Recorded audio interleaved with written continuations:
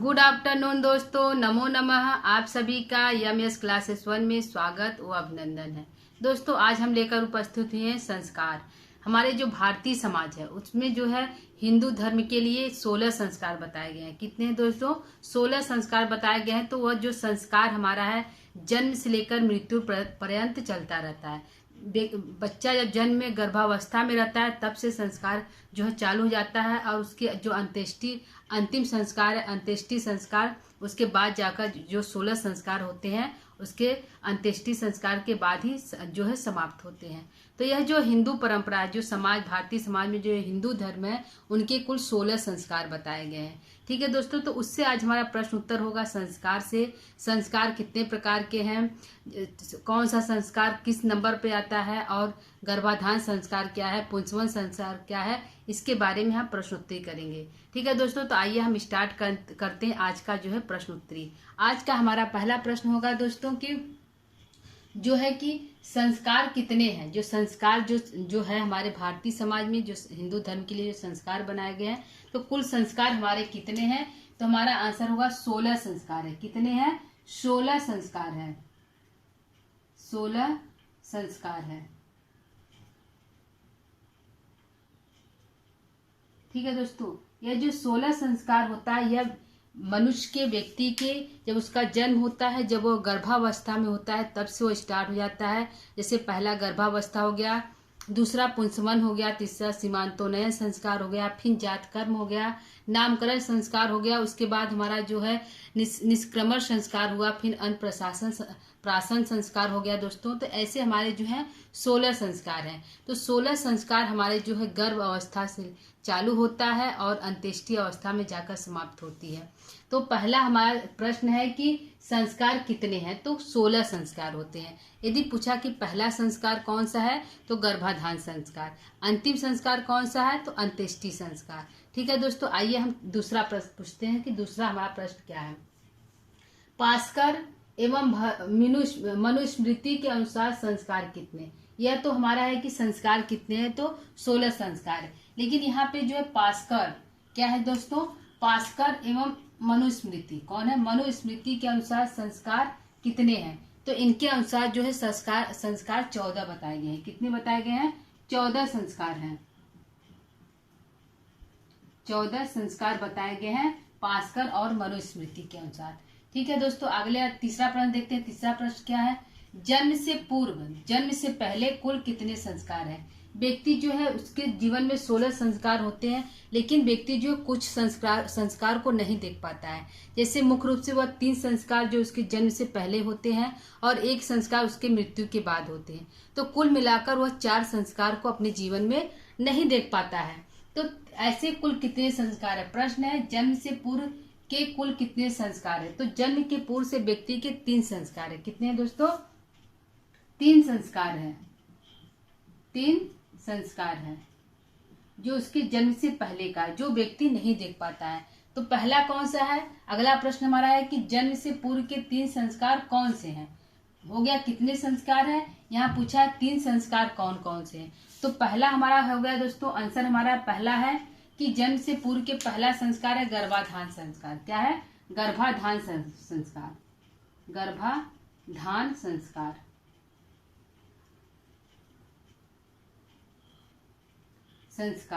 यह व्यक्ति जब बच्चा जब भ्रूण में माता के गर्भ में धारण, उसका भ्रूण जब धारण करता है तब का संस्कार है। यह पहला संस्कार है। दूसरा है पुंसवन संस्कार। यह 3 माह के जब बच्चा 3 माह का पेट में रहता है तो पुंसवन संस्कार किया जाता है। कौन संस्कार है? पुंसवन संस्कार जो हमारा है यह हमारा है दूसरा संस्कार। पुंसवन संस्कार हमारा दूसरा संस्कार है। यह बच्चा के गर्भ के 3रे माह में यह पुंसवन संस्कार किया जाता है। तीसरा संस्कार हमारा दोस्तों है सीमांतोन्नयन संस्कार। कौन सा है? सीमांतोन्नयन संस्कार। यह जो संस्कार होता है दोस्तों, यह भी जो हमारे 7वें 8वें माह में संपन्न होता है। यह सीमांतोन्नयन संस्कार जो है 7वें 8वें महीने में होता है। तो यह जो तीनों संस्कार है कौन कौन सा? गर्भाधान संस्कार, पुंसवन संस्कार और सीमांतोन्नयन संस्कार। यह 3 संस्कार व्यक्ति के जीवन में जो है जन्म से पूर्व के हैं, जिसको व्यक्ति अपने जीवन काल में नहीं देख पाता है। और चौथा एक संस्कार कौन सा जिसको नहीं देख पाता है, वह है अंतिम संस्कार यानी कि अंत्येष्टि संस्कार। ठीक है, अगला क्वेश्चन देखते हैं। 5वां प्रश्न क्या है, जन्म के बाद के कुल कितने संस्कार। यह तो था जन्म के पूर्व के कुल 3 संस्कार है, लेकिन जब व्यक्ति जन्म ले लेता है, वह पृथ्वी पर आ जाता है, गर्भ से बाहर निकल जाता है गर्भ से, तो वह उसके जीवन में कुल कितने संस्कार है, तो कुल 12 संस्कार है। कितने संस्कार है दोस्तों, 12 संस्कार है। उसके जन्म के बाद, व्यक्ति के जन्म के बाद कुल उसके जीवन में 12 संस्कार है। तो कौन कौन से है, पहला हमारा हो गया जात कर्म संस्कार, उसका नाम जो किस जाति में जन्म लिया है उसका जात कर्म निर्धारित होता है। दूसरा उसका होता है नामकरण संस्कार, उसका नामकरण होता है। फिर उसको जो है निष्क्रमण, उसको जो है घर से बाहर निकाला जाता है, तो निष्क्रमण संस्कार हो गया। फिर हो गया उसका जो है अन्नप्राशन संस्कार, उसको जो है 6 माह के आयु में जब वो 6 महीने का जाता है तो उसको जो है अन्न दिया जाता है, यानी कुछ खाने के लिए उसको खिलाया जाता है, जैसे कि मीठा होता है, जैसे शहद या दूध या जो है दही, कुछ जो है अन्नप्राशन जो है संस्कार उसका होता है बच्चे का। फिर उसके बाद है चूड़ा कर्म, उसके जो है बाल होते हैं, जो उसके गर्भ में ही, जो गर्भ के समय जो जन्म के समय जो उसके सिर में बाल होते हैं, उसके बाल को जो हटाया जाता है उसको चूड़ा कर्म संस्कार कहते हैं।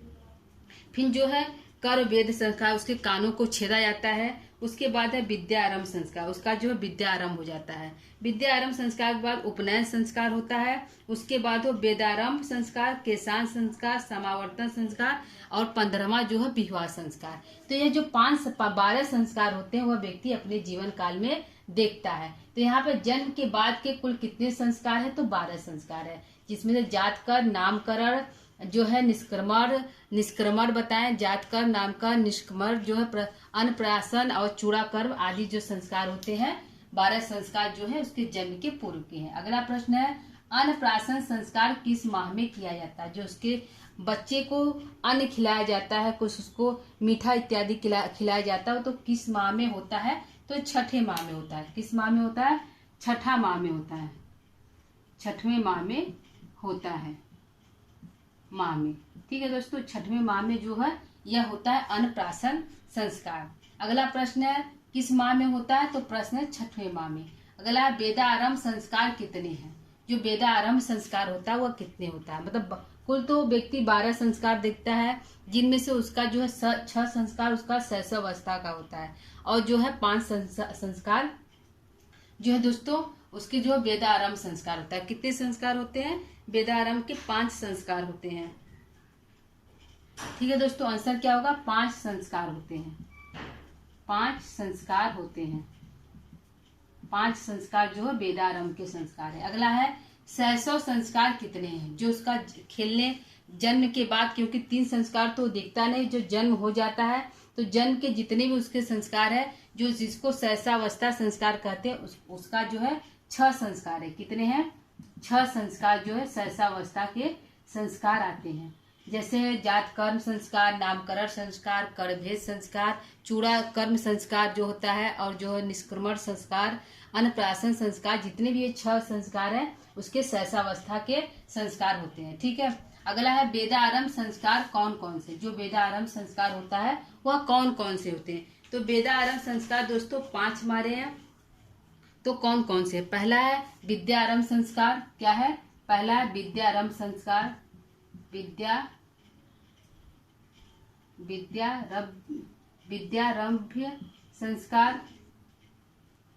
संस्कार।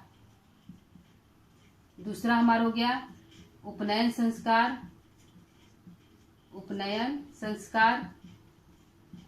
तीसरा हो गया वेदारंभ संस्कार।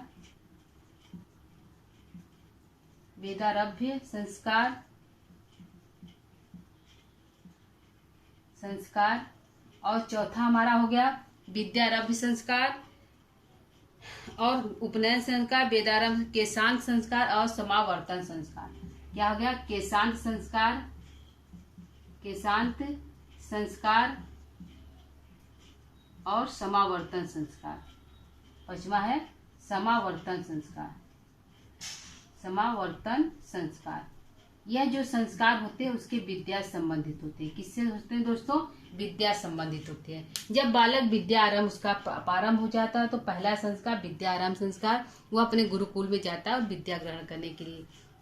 वहां पर उसका उपनयन संस्कार होता है, उसके जो है जनेऊ इत्यादि पहनाए जाते हैं और उसका जो है वेदारंभ आरंभ जो है विद्या आरंभ कन्या संस्कार प्रारंभ हो जाता है। उसके बाद केशांत संस्कार होता है, उसके बालों को छिलाया जाता है और जो है उसके बाद है समावर्तन संस्कार। यह जो 5 संस्कार है विद्या आरंभ संस्कार के अंतर्गत आते हैं। ठीक है दोस्तों, ये हमारे जो 9 प्रश्न है। ठीक है, यहाँ पे कुछ और हमारे प्रश्न है, उसको भी देख लेते हैं दोस्तों। उससे पहले हम प्रश्न को एक बार फिर से देखते हैं। पहला संस्कार है कि संस्कार कितने हैं, तो 16 संस्कार है। पास्कर एवं भरत मुनि के अनुसार संस्कार कितने हैं, तो 14। 16 है, लेकिन पास्कर और भरत मुनि ने 14 संस्कार माने हैं। अगला है जन्म से पूर्व के कुल कितने संस्कार है, तो 3 संस्कार है। कौन कौन से है दोस्तों, गर्भाधान संस्कार, पुंसवन संस्कार और सीमांतो उन्नयन संस्कार। अगला है जन्म के बाद के कुल कितने संस्कार है, तो 12 संस्कार है। अन्नप्राशन संस्कार किस माह में किए जाते हैं, तो 6वें माह में किए जाते हैं। अगला है वेदारंभ संस्कार कितने हैं, तो 5 वेदारंभ संस्कार है। कौन कौन से हैं दोस्तों, तो विद्यारंभ, उपनयन, वेदारंभ, केशांत और समावर्तन। अगला है शैशव संस्कार कितने हैं, तो शैशव संस्कार हमारे 6 हैं। ठीक है दोस्तों, आइए हम कुछ प्रश्नों को और देखते हैं।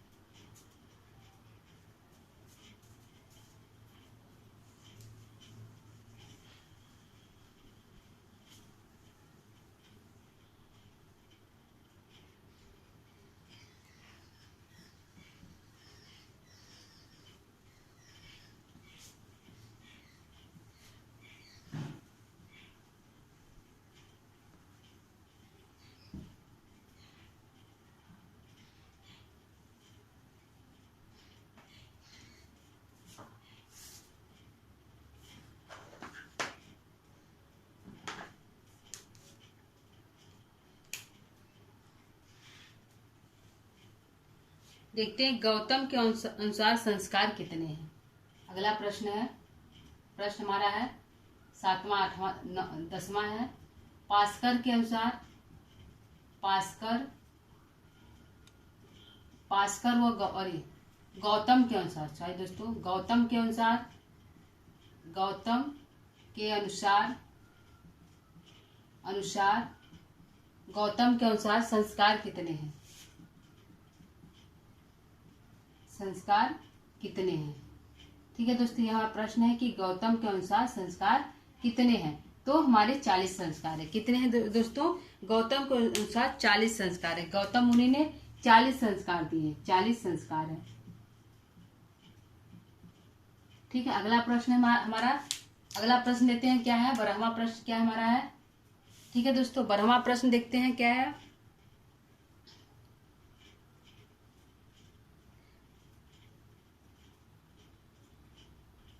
नामकरण संस्कार मनु के अनुसार कब होता है। नामकरण संस्कार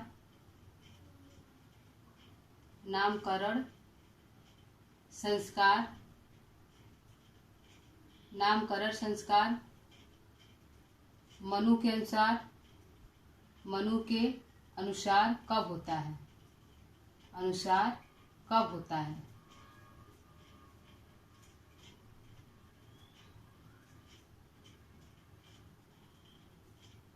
कब होता है। ठीक है, नामकरण संस्कार मनु के अनुसार कब होता है दोस्तों, तो 10वें और 12वें दिन होता है। कब होता है, जन्म के 10वें और 12वें दिन, 10वें और 12वें दिन होता है।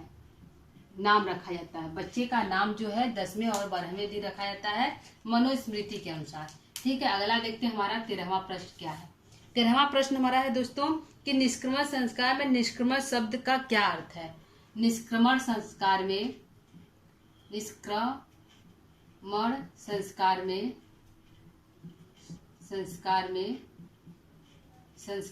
निष्क्रमण से क्या, निष्क्रमण संस्कार में निष्क्रमण शब्द से क्या अभिप्राय है। निष्क्रमण शब्द का क्या अर्थ है, क्या अर्थ है। ठीक है दोस्तों, क्या अर्थ है, यह प्रश्न है कि निष्क्रमण संस्कार में निष्क्रमण जो है, निष्क्रमण शब्द का क्या अर्थ है। तो निष्क्रमण शब्द का अर्थ है बाहर निकालना। क्या है, बच्चे को बाहर निकालना, बच्चे को बाहर निकालना, बच्चे को बाहर निकालना, बाहर निकालना, निकालना, यह जो हमारा है निष्क्रमण संस्कार है। ठीक है दोस्तों, अगला देखते हैं हमारा 14वां प्रश्न क्या है। ठीक है, 14वां प्रश्न हमारा है दोस्तों कि मनु के अनुसार निष्क्रमण संस्कार किस माह में किया जाता है। तो मनु के अनुसार जो है निष्क्रमण संस्कार जो है चौथे महीने में किया जाता है। किस महीने में दोस्तों? चौथे महीने में किया जाता है। मनु के अनुसार निष्क्रमण संस्कार, निष्क्रमण संस्कार कब किया जाता है? संस्कार कब किया जाता है? कब किया जाता है? ठीक है दोस्तों, तो चौथे माह में किया जाता है। कब किया जाता है? चौथे माह में किया जाता है। चौथे माह में, चौथे माह में जो है निष्क्रमण संस्कार किया जाता है। अगला प्रश्न हमारा क्या है दोस्तों? 15वां प्रश्न लेते हैं, क्या है?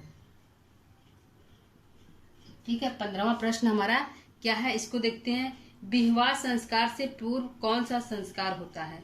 विवाह संस्कार से पूर्व, विवाह संस्कार से पूर्व कौन सा संस्कार होता है? कौन सा संस्कार होता है? संस्कार होता है। ठीक है दोस्तों, यह हमारा प्रश्न है कि विवाह संस्कार से पूर्व कौन सा संस्कार होता है। तो विवाह संस्कार से पूर्व जो है, जो हमारा है समावर्तन संस्कार होता है। कौन सा होता है दोस्तों? समावर्तन संस्कार है।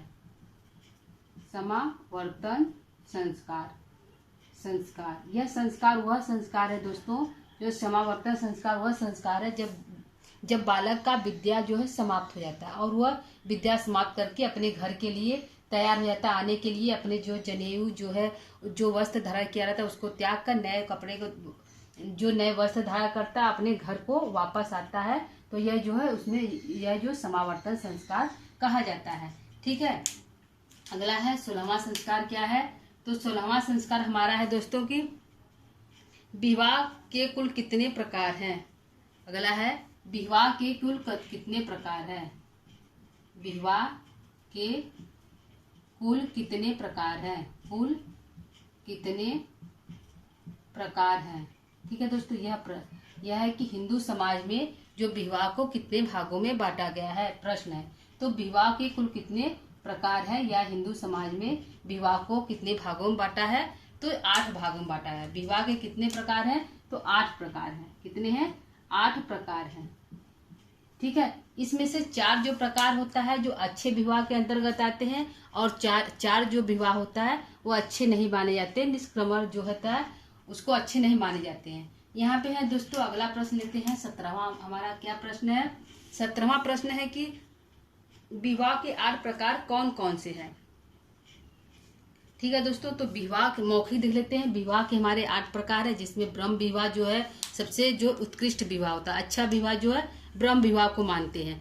तो ब्रह्म विवाह पहला है, दूसरा जो है दूसरा है दैव विवाह, आर्ष विवाह और प्रजापत्य विवाह। यह जो 4 विवाह जो है दैवी कोटि के विवाह है, उसको अच्छा माना जाता है। और 4 जो विवाह हमारे हैं, आसुर विवाह, गांधर्व विवाह, राक्षस विवाह और पैशाच विवाह, इसको निकृष्ट विवाह कहते हैं। निकृष्ट कोटि के इन चारों विवाह को कहते हैं। तो यह हमारे 8 विवाह हैं। ठीक है दोस्तों, अब प्रश्न हमारा सबसे सर्वोत्तम विवाह किस विवाह को कहते हैं। अगला प्रश्न है सबसे सर्वोच्च विवाह कौन सा विवाह। सबसे सर्वोच्च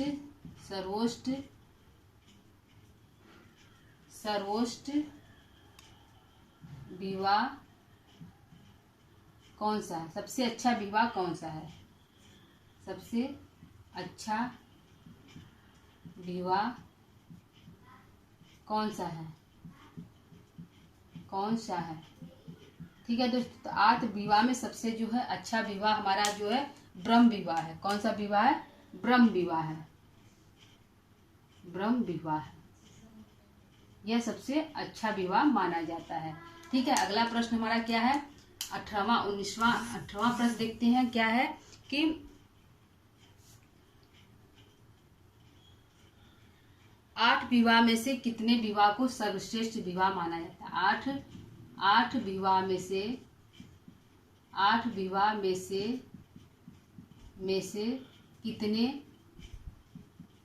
कितने विवाह को सर्वश्रेष्ठ विवाह माना जाता है?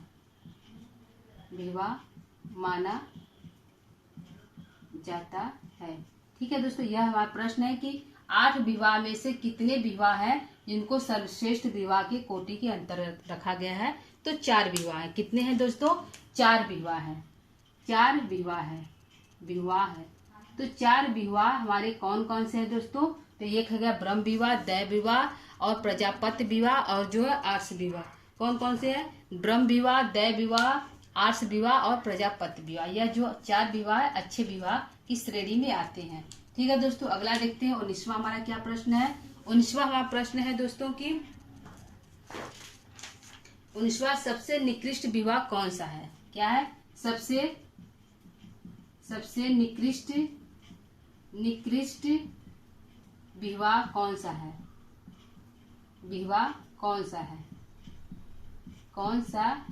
ठीक है दोस्तों, तो सबसे निकृष्ट विवाह हमारा जो है कौन सा है दोस्तों? पैशाच विवाह। कौन सा है? पैशाच विवाह हमारा सबसे निकृष्ट है। पैशाच विवाह। इस विवाह को जो पैशाच विवाह को जो है राक्षस विवाह भी कहते हैं। ठीक है, अगला देखते हैं हमारा क्या है। 20वां प्रश्न हमारा क्या है? तो 20वां प्रश्न है दोस्तों कि महाभारत में स्वयं भीम ने किस विवाह की निंदा की है? महाभारत में किस विवाह को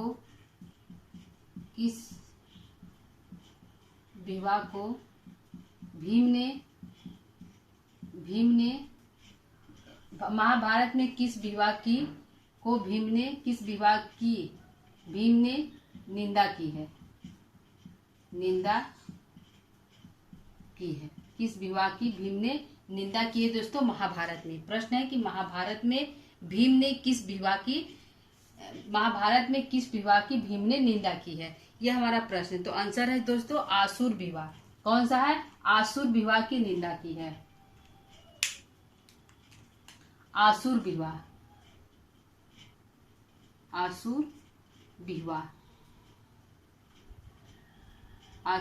की निंदा की है। कौन? भीम ने। किसने किया है दोस्तों? भीम ने जो आसुर विवाह की निंदा की है। अगला प्रश्न देखते हैं। 21वां प्रश्न हमारा क्या है? एक और देखते हैं दोस्तों। 21वां हमारा प्रश्न क्या है कि अंतिम संस्कार कौन सा है? प्रश्न है अंतिम संस्कार कौन सा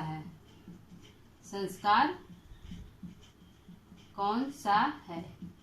ठीक है दोस्तों, तो अंतिम संस्कार हमारा अंत्येष्टि संस्कार है। कौन सा? अंत्येष्टि संस्कार है।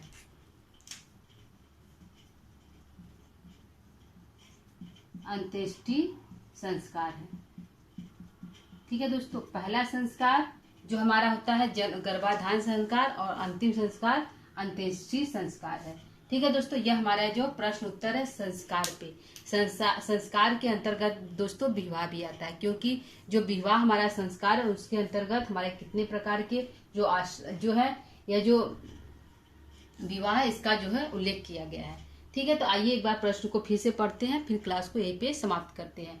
प्रश्न हमारा 10वां, गौतम के अनुसार संस्कार कितने हैं? तो 40 है। नामकरण संस्कार मनु के अनुसार कब होता है? तो 10वें और 12वें दिन होता है। निष्क्रमण संस्कार में निष्क्रमण शब्द का क्या अर्थ है? तो बच्चों को बाहर निकालना घर से। मनु के अनुसार निष्क्रमण संस्कार कब किया जाता है? तो 4थे माह में किया जाता है। विवाह संस्कार से पूर्व कौन सा संस्कार होता है? तो समावर्तन संस्कार होता है। विवाह के कुल कितने प्रकार है? तो 8 प्रकार है। सबसे अच्छा विवाह कौन सा है? तो ब्रह्म विवाह है। 8 विवाह में से कितने विवाह सर्वश्रेष्ठ विवाह माना जाता है? तो 4 विवाह को सर्वश्रेष्ठ विवाह और 4 विवाह को निकृष्ट विवाह के श्रेणी में रखा गया है। सबसे निकृष्ट विवाह कौन सा है? तो पैशाच विवाह है। महाभारत में किस विवाह को भीम ने निंदा की है? तो आसुर विवाह की। अंतिम संस्कार कौन सा है? तो अंत्येष्टि संस्कार। ठीक है दोस्तों, तो यह हमारा आज का जो है प्रश्नोत्तरी है। क्या है दोस्तों? यह आज का हमारा प्रश्नोत्तरी है और किस पर था? संस्कार पर। तो दोस्तों आज का जो प्रश्नोत्तरी समाप्त हो गया। आज की क्लास को यहीं पे हम समाप्त करते हैं। तब तक के लिए दोस्तों नमः संस्कृताय।